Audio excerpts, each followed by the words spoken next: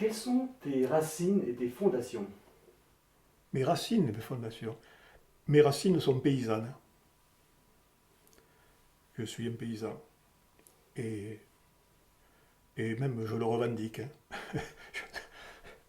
Ça m'est même arrivé lorsque j'étais... euh, L'anecdote me revient parce que j'ai vu à la raconter il n'y a pas très longtemps à quelqu'un. Lorsque j'étais militaire, j'étais dans l'artillerie et donc il y avait, quand on est service militaire, on commençait par 2 mois qui étaient les mois de classe et après il y avait un examen pour devenir, donc il y avait toute une série de sursitaires là, il y avait un examen qui permettait après d'aller un peu plus loin. Et moi, j'ai pas réussi l'examen. Mais c'était plus difficile d'échouer que de réussir cet examen. Moi, ça me faisait plaisir de rester deuxième classe. Et alors, on m'a mis dans un bureau et le capitaine m'a dit, mais enfin, la prochaine fois, il faut que tu le présentes à l'examen parce que deuxième classe, c'est bon pour les paysans de l'Aveyron. Et moi, je lui ai dit, moi, je suis un paysan de l'Hérault. Est-ce que tu peux préciser justement d'où tu viens dans l'Hérault? Alors, de Saint-Just, à côté de Lunel, la petite Camargue. Qu'est-ce que tu peux nous dire de tes parents? De mes parents, je dirais que c'était aussi des paysans, bien sûr, que je considère, je dirais même, nous considérons, mon frère, ma sœur et moi, que ça a été de bons parents. Et, et puis, c'est tout, quoi. On ne peut pas dire mieux, je pense. Je sais que je leur dois beaucoup, voilà. Et qu'est-ce qui t'ont appris justement? Et ce qu'ils m'ont appris, beaucoup de choses, hein. Le sens du travail, le sens de la, de la joie simple, de la joie simple, parce qu'on n'était pas une famille très, très riche, bien sûr, loin de là. Donc on savait apprécier les petites joies. Je dirais, pour faire un peu emphatique, ils m'ont appris à avoir des rêves à hauteur d'homme. Ouais. Et ils sont morts l'un et l'autre, depuis ma mère depuis 10 ans et mon père depuis 14 ans.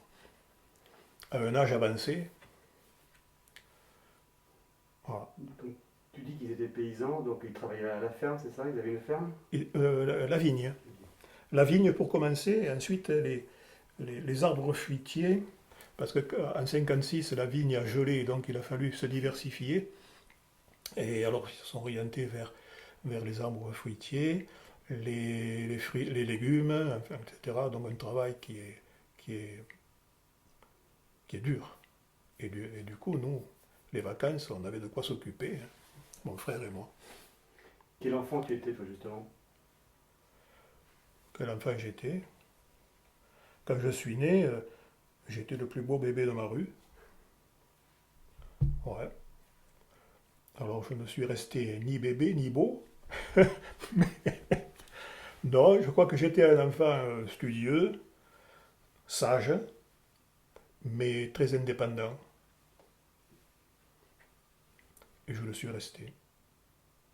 Studieux un peu moins, euh, sage un peu moins, mais indépendant un peu plus. Et quels étaient tes rapports avec ta fratrie? Très bon, ils sont restés. On s'est toujours très bien entendu, mon frère et ma sœur, puisque j'ai un frère aîné et une sœur qui a 2 ans de plus que moi et une sœur qui a 5 ans de moins. Nous nous entendons toujours bien. Et c'est une chose que j'apprécie, d'autant plus que je suis amené à rencontrer des familles dans le cadre de funérailles, de décès, et je, je suis atterré de voir combien il y a de familles qui sont divisées, qui sont en guerre. Il y a des familles qui sont de véritables enfers. C'est impressionnant. Alors de- j'en conclus que c'est bien de s'entendre avec son frère et sa sœur. Quand tu étais enfant, quels étaient tes rêves en fait? Alors là, je ne saurais pas te dire. Je ne saurais pas dire trop. Je ne me souviens pas tellement des rêves que j'avais. Non. C'est-à-dire que j'ai l'impression que quoi qu'on fasse, euh, on rêve un peu de devenir le meilleur. quand on joue au foot, par exemple, on a envie d'être le meilleur. Mais moi, je suis très vite que je ne serai pas international de foot. Mais ça ne va pas empêcher de jouer. Bon, oui. Est-ce que tu peux nous raconter un souvenir particulier de ton enfance qui t'aurait marqué? Oh, un souvenir de mon enfance qui m'aurait marqué. Alors là, il faut que je réfléchisse. Euh,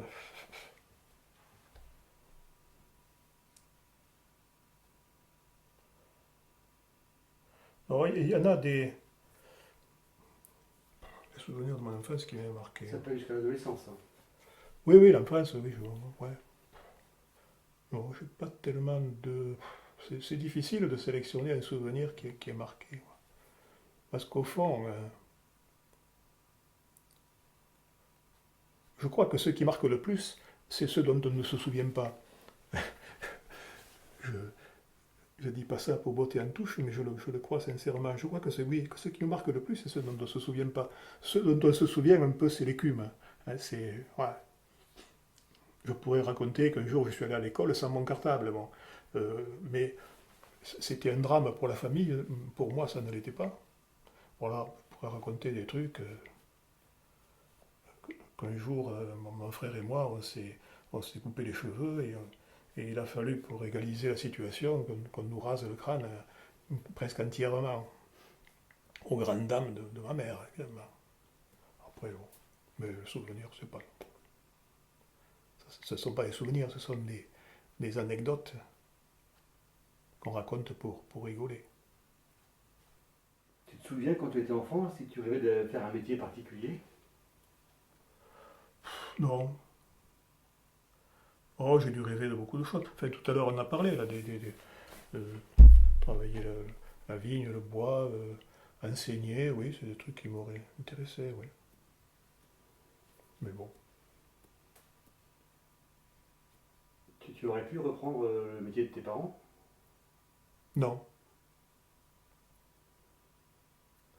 Non, parce que c'était pas. Je fais partie de la génération des,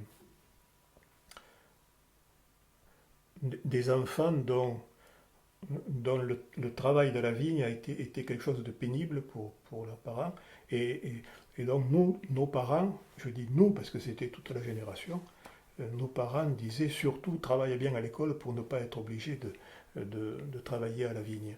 Et donc ça n'a jamais été la perspective. La scolarité, quel élève tu étais toi? Alors au primaire, j'étais un bon élève. Et après? Après, un peu moins bon. À partir du secondaire, j'étais un peu moins bon. Euh, voilà, j'ai redoublé la troisième. Et après, ça allait mieux. Et tu peux nous raconter un petit peu ton parcours scolaire global? Eh bien, le primaire à Saint-Just, à l'école de Saint-Just. Euh, le secondaire dans un collège qui s'appelait, collège-lycée qui s'appelait Petit Séminaire à l'époque, où j'étais pensionnaire jusqu'au bac. Et après, séminaire, tout.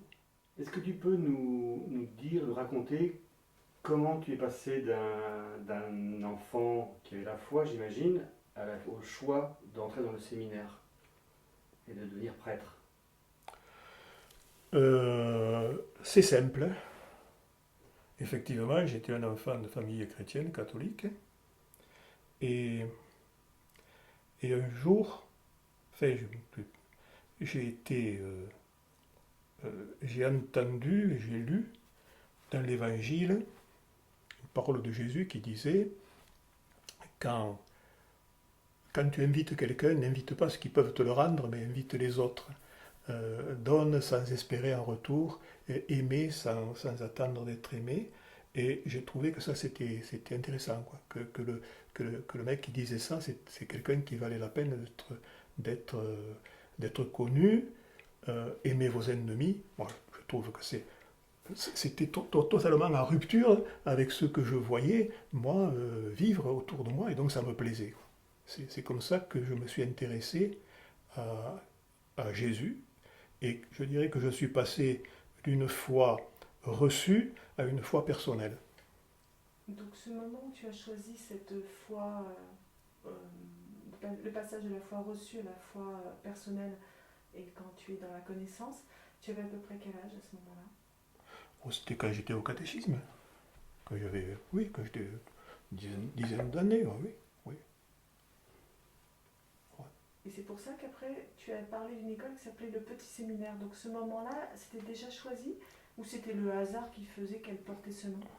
Alors, non, c'est-à-dire que oui, comme semble-t-il, je manifestais une certaine appétence aux choses de la foi et de l'Église, j'ai j'ai dû manifester mon désir de m'engager davantage là-dedans. C'est pour ça que le petit séminaire, oui, c'était un peu une pépinière à l'époque. Mais, mais après, la décision a mis du temps à mûrir et à être prise.